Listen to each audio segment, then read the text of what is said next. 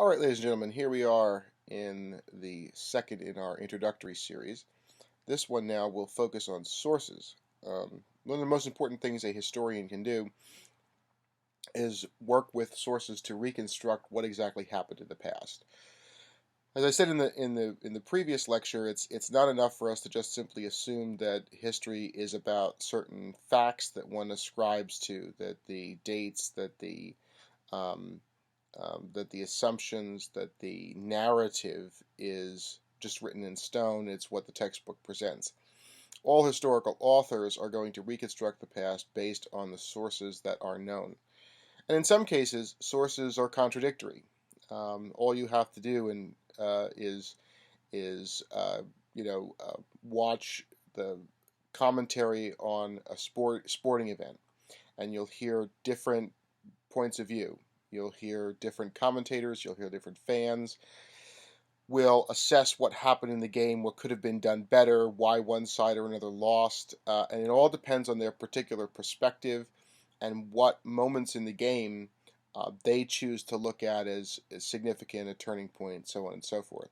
And the same thing holds true with historians.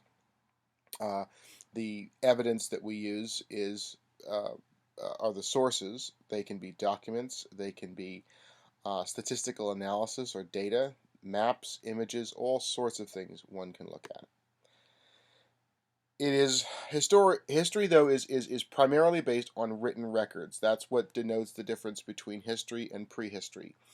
The prehistoric era looks at almost exclusively archaeological evidence because it's a time before written records were available.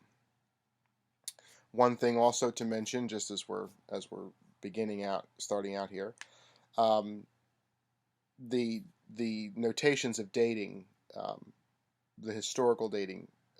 So this is again not prehistory, but this is mostly during the period BC or BCE. You'll have written records for much of that time period. Okay, in some way, shape, or form. And then of course there is the Common Era, or what used to be called, still is called, Anno Domini, in the year of our Lord. One of the reasons why historians have tended, especially in, let's say, world history, they've gotten away from the Christian dating, the before Christ and in the year of our Lord, is because that's very Christocentric. And so the thought process is that if you're dealing with non-Western societies that have no relationship to Christianity, at least in the earliest eras, Christianity is not an important faith system, or is even maybe in some cases and some places unknown. It's kind of strange to impose that very Western and very European sense of how one dates. Sometimes, I'll be honest with you, when I teach a European history course, although I will still tend to use the AD BC split because that's what is significant in the history of the West. Sources. There's all types of sources, as I mentioned in the extended introduction there. You have documents, images, literary works, archaeological evidence can also be applied to history. Even though that's usually the MO of the prehistoric folks and the anthropologists. There are primary sources. Primary sources are the first-hand eyewitness accounts of things. So these are the document by the person who was there and saw it. Okay, it is the newsreel, or the film that was captured of the Hindenburg exploding over Lakehurst, New Jersey, right? That historical moment is captured. That is a primary source, that film. Secondary sources were written much later by historians and commentators. So let's say a primary source might be the diaries of John Adams and Abigail Adams, or their letters back and forth to each other. Those are the primary sources. That tells us a lot about what's going on during the Revolutionary period. Okay, those diaries and letters from those people who were there and were part of the revolution. A secondary source is, let's say, a historian today is writing a scholarly article or a book about founding mothers. All right, the women who were influential in the Revolutionary War, and looking at many of them and what their contributions were 200 plus years ago. And they use as part of their book some of the primary sources, some of the letters of Abigail Adams, for instance, back and forth to John Adams.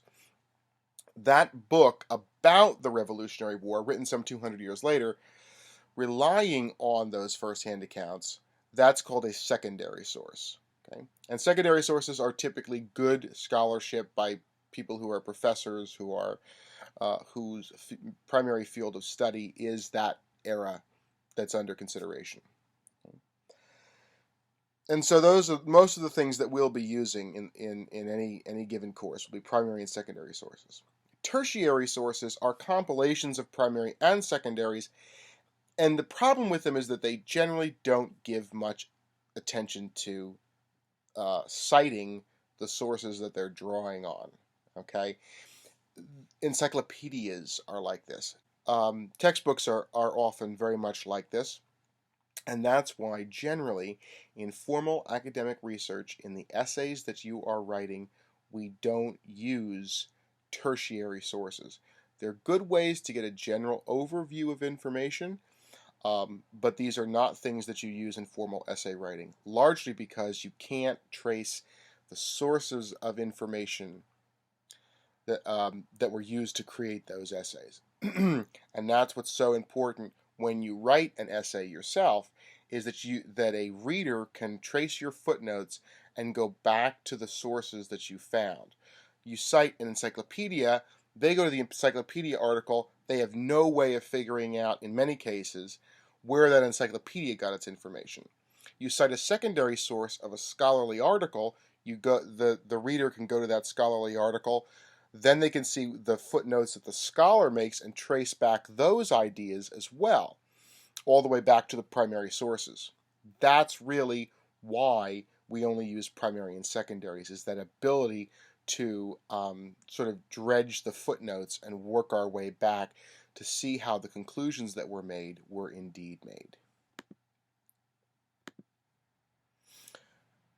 One way of analyzing primary sources is this thing called soapstone.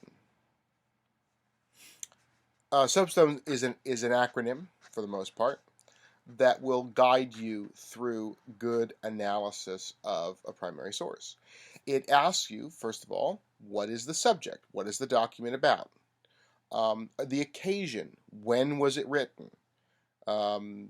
What time period? Was it in response to an event or series of events? Okay. What happened that prompted someone to write this? I mean, people just don't sit down and write stuff just because there's something that prompts it. So what's the occasion of it? The audience. People don't write things in a vacuum. So for whom was the document written? You know, who's being targeted here? And that's directly linked to why. What's the purpose? What is the author trying to accomplish? Is he trying to advance an argument? He or she? Is she trying to identify a problem? Right? You know, say, hey, we've got this issue. We need to come up with some kind of solutions for that particular issue. What is the point of view of this particular document, this source? What are some of the things that are assumed during that time? And that's a really, really important issue that we have to consider. We cannot assume that folks who lived 100 years ago, 500 years ago, 1,000 or 2,000 years ago, assume the same things that we do in our own time. And so, therefore, we have to really look at how that point of view is shaped based on the sorts of things that they assumed back then. You know, for instance, one of the things that are so often is a big difference between then and now. A lot of times when you read a lot of these historic documents, there's reference to divinities, the divine, to the gods, to things that shape the cosmos in that way. Oftentimes that's not assumed today in the way we think about the world. That's a big change. Um, uh, in times past, in let's say in Europe or in many parts of the world, there's an assumption of some kind of monarchy or ruler who is there by divine right or exercises complete power and authority. It's not something we assume in a democracy. And so these are the kinds of things that we have to consider.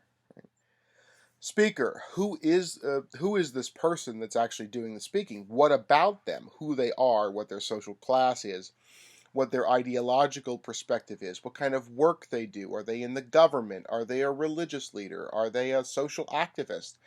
What about them colors their particular opinion? Were they on the conservative or liberal side of the political ideological spectrum? How does who they are shape what they say? And then finally, tone. What's the manner of expression? How are they saying what they're saying? Sometimes they're going to write a funny little narrative story that's kind of fictional. Sometimes, like Thomas More does in his Utopia. But underneath all of that is a tract on society, his own particular commentary beneath this interesting little story. What kind of mood is created? Is the nature of this essay polemical? Is it satirical? Is it informative? What is it?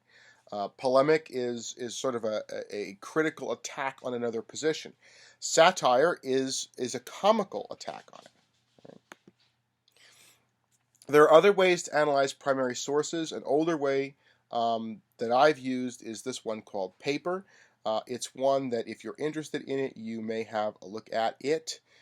It covers some of the same things, but Soapstone really does. It's organized differently and some different languages used, but they have certain complementary elements. Let's put it that way.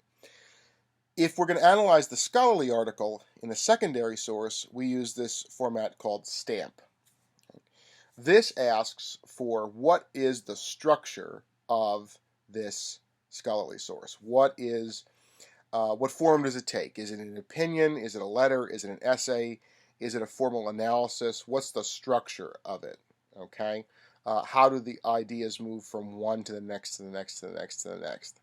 What's the thesis? What's that key concept that author is trying to really argue throughout it? And in a secondary source, we're always going to find some kind of thesis, an argument that springs out of it. What's the basic assumption that this author is making? Okay. What is the argument? What are the logical steps in that argument? Arguments follow logic. It should move smoothly from one subtopic to the next that are all related to that argument. Are there skips in that logic? And one has to ask the question is, if there are skips in the logic of a scholarly article, why? Is the thesis weak? Is the argument weak? Is the argument not taking into account something else, some counter argument, some other set of sources that might be out there that author is not addressing? Okay, that's why argumentation is so important, and analyzing arguments is so important, because people are going to consciously choose. If we make an argument, we're going to choose not to use the sources that we don't agree with, or that don't help our side, or actually that sort of argue against what we're trying to argue. Okay? So there's those choices that scholars sometimes make, and it's interesting to see how they handle that evidence that doesn't quite support their own side. Motivation. What's the context in which this author writes this? Again, much like the occasion of a primary source, motivation is all about what prompted the author to write what they wrote. What are they responding to? Are they responding to other scholars who are writing in that field with whom they may agree or disagree with?